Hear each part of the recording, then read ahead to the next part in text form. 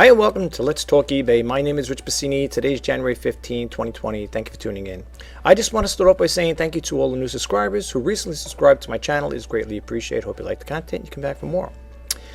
And for those who are visiting for the first time, my name is Rich Pasini. I do the reseller news, Let's Talk eBay, and I'm also a vlogger. So on occasion, I maybe talk about things that are non-related to e-commerce. But I hope that doesn't turn you off, and I hope you keep coming back for more if you like the content. Hopefully you like me. Today, I want to talk about my first eBay return for 2020. Yes, I do get returns on occasion, and half the times it's buyer remorse. So today's title is going to be, is it a legitimate return or buyer's remorse? I got my display set up back there. Okay, here I am doing a voiceover right now. I'm just talking about the box, condition of the box. I pointed out that there was a little imperfection here, a little puncture on the side of the box. I don't know if you can see it. I'm shaking it around because there's I think that's the plate there, the drip plate, flopping around back there. And here I'm showing you a packing slip, and the person is describing on the packing slip there that it's defective, not working, which is not true. So I decided to take some pictures of the box inside and out, as you can see now, and snapping some pictures in there. The only reason why I did that, folks, is just in case if I was going to, make a report about this here with eBay. I wanted to have some proof or whatever. They do, in some cases eBay will stand by you. And I'm showing you right now the plate here that's coming out. Now I'm starting to take the unit out. They didn't even bother rewrapping it in the plastic. It's all water on the side there. I had to take the camera again. And I'm taking pictures of it just to show you well, this is just in case I had to show eBay how it came back to me, and that's all water on the side. I don't know if you guys could see it in there. And the bottom of it there was spewing. There was dripping some water on that plastic tablecloth in there, and I'm glad I had that there because that trifold display. I made that there. Everything's all stapled together. I'm going over the pictures, going over the parts right now that's in there really quick. I'm going to get ready to power it up, and I want to make sure I'm just cleaning up some of the water back there. There was water dripping out of that thing. I don't know what happened. They must have, when they sent it back, they probably no doubt didn't drain the water out of it. Yeah, this part here I'm showing you is how scratched up that thing was. The drip plate was really scratched, and it wasn't like that when I sold it to them. Now over here, I'm getting ready to pour the water in here, and I'm going to get ready to plug it in. Yeah, just showing you the prongs were bent on there when I received it. Okay, now you can see the lights are blinking on and off, just like the buyer said. And all I know, folks, is when I sold this unit, everything worked. If you see the video, it's listed right now on eBay. If you watch that video, it's the same one I originally had, and it worked. Now here, I paused the video for a moment because I wanted to talk about what I want to do to check it out just one more time before I give hope up on it. What I did was, prior to this, I took a hairdryer and I turned the unit on its side like I did now, and I blew the hot air into the venting under the vent screen there on the dryer. I did it with the hairdryer for about, I don't know, maybe 4 or 5 minutes or something like that. I did it in two shots. The first one, after I did it, it didn't work. I plugged it in, it was still blinking. The second time I did it, I let it sit and it worked. Now I'm getting ready to, again, I had to dry with some water over there because that thing was dripping water. I'm making sure everything's in there because now I'm going to get ready to ship, not ship it out, but it's going up for sale. I'm showing you the reservoir's filled up. Well, it's not to the max, but it's filled up. And now I'm going to go over again and show you that the unit works. Here's where I zoom in with my camera to show you that it's working normally. That's the time. I didn't set the exact time, but that's the time it's going to display. Now when I power the button on, you can see there's no blinking, no flashing, like it was in the beginning of the video. And I go over basically, how I set it up. So that's what I'm showing you right here. I'm getting ready to, right now the unit is heating up at this point in time. So now the cup, I put the cup there. And I'm going to put in an empty Keurig, cup in there. There's nothing in it. So when this does disperse water, it's going to come out. You can see the brew light going on there. When it disperses water, it's going to come out a little more than usual there. As you can see, the unit is working. I had to clean it up somewhat. It had a lot of fingerprints on it, handprints on it. It already dripped the water in it. Well, they were speeding the video up. But otherwise, everything is working fine. There's no problem with it.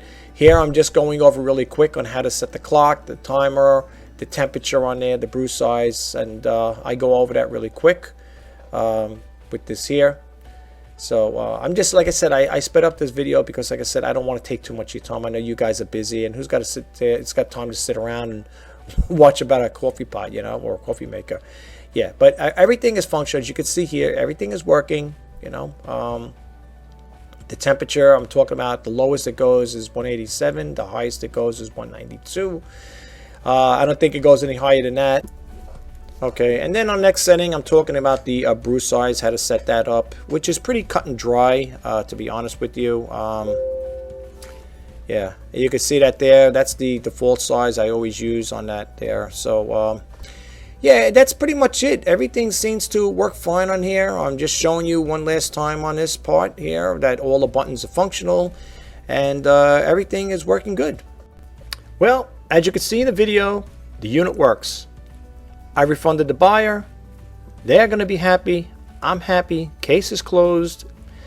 Will that affect me as a defect rate? Of course. However, I could have appealed it and said, hey, you know, I didn't. When I sold the unit, it was in perfect working condition, as you could see. Well, if you didn't see the video, there's a video about it. In any event, it's done. All I did there, basically, like I said earlier, is I just turned the unit over. I took the hairdryer. I dried out underneath there in case there wasn't any water. Don't forget now, when I received it, the bag had water in it, as you can remember in the video. So, yeah, that's the case right now. I called up eBay in regards to that there, and they said you could give them a partial return on it. But you know what? I gave the buyer a benefit of the doubt. This video title is it a legit return or a buyer's remorse return? So right now, the way I look at it is I'm going to leave it as a legit return. I refunded the buyer the full amount, and like I said again, that's the type of guy I am.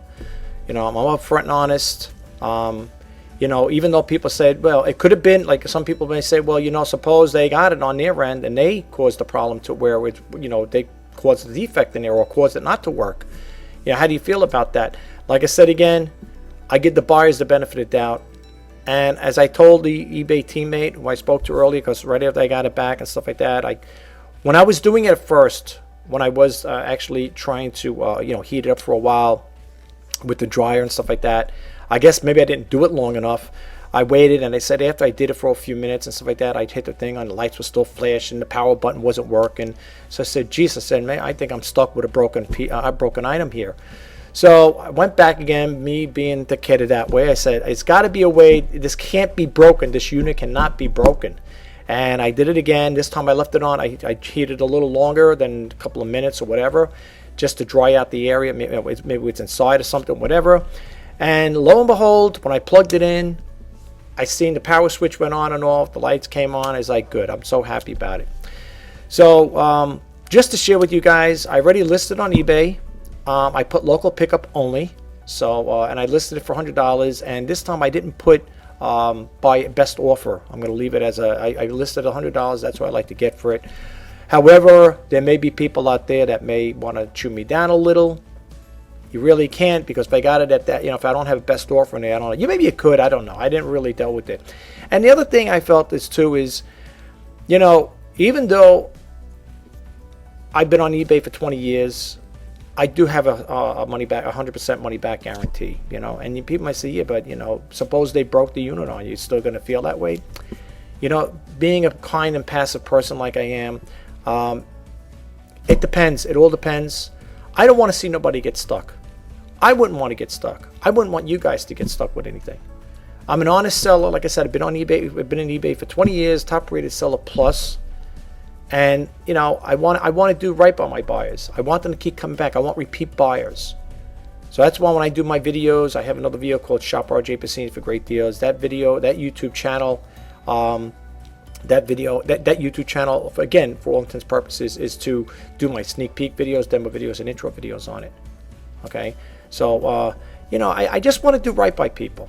But anyway, I am wishing all of you out there who are eBay sellers or any e-commerce seller, eBay, Amazon, Etsy, Poshmark, whatever, I'm wishing you all the best in sales for 2020. I hope we could all pick up business, because I have to honestly say business has been kind of slow for me, but there's always hope.